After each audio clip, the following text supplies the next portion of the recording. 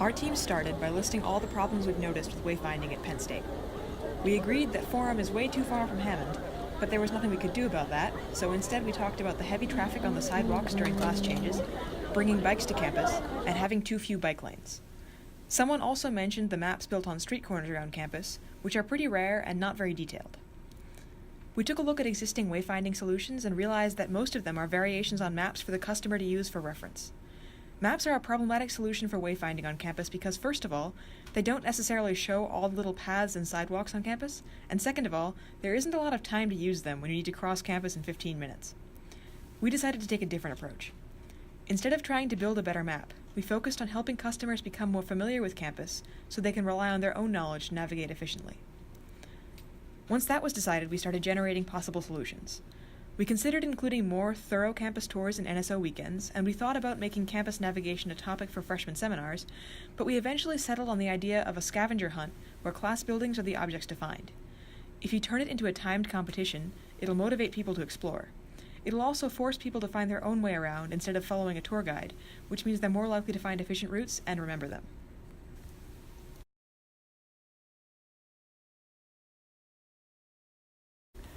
To test our first concept, we split up into two groups and walked through different paths, following a sample schedule.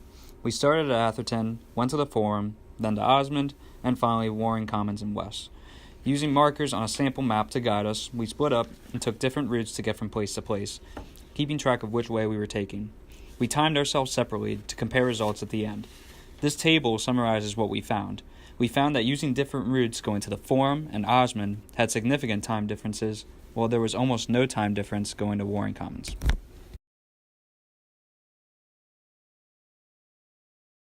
For our second concept, we decided to come up with a game, and that game is like a form of tag. Initially, we came up with using water balloons or silly string to savagely hunt down and pelt or spray the person looking for new, unique, alternative routes to get to their class. But because of all the people who are not playing the game, we figured that that would be a bad idea as they'd get caught in a crossfire. So then we decided that maybe using flags, like in flag football, would work. But not everybody has flags and all that, so just using our hands would be easier was our conclusion. So we decided to make like that playground kind of tag in order to help people and incentivize people to find new, unique ways to get to class in a fun way.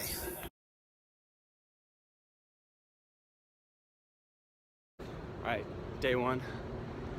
The time is approximately 11:50 a.m. I'm trying not to get caught. I'm gonna take all the back roads, and I'm gonna make it to the hub without being seen. No sign of anybody yet.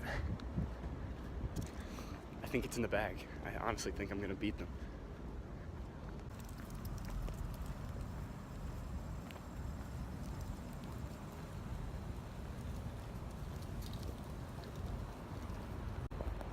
Spotted Robert. Yeah, he's gonna get caught. He doesn't stand a chance. Poor guy.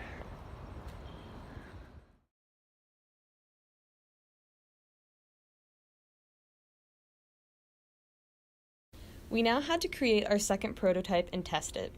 Instead of using a map to number routes, we made wooden numbered markers that were placed at either end of a given path. This allows the person walking to more easily see which path they're taking. To test this out on people who were truly unfamiliar with campus, we had my parents travel from Atherton to Forum, taking diverging paths while keeping track of the numbers they passed. They were both able to get to Forum without any trouble. They didn't get lost, and they were able to discover new paths on campus.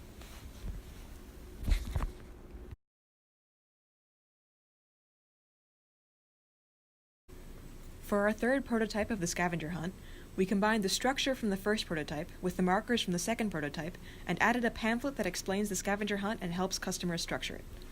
The pamphlet includes a map with hypothetical markers labeled on it, a set of instructions, and a chart for recording routes and times. If the markers were actually set up on campus, the pamphlet could be handed out during NSO or move-in weekend for new students to use.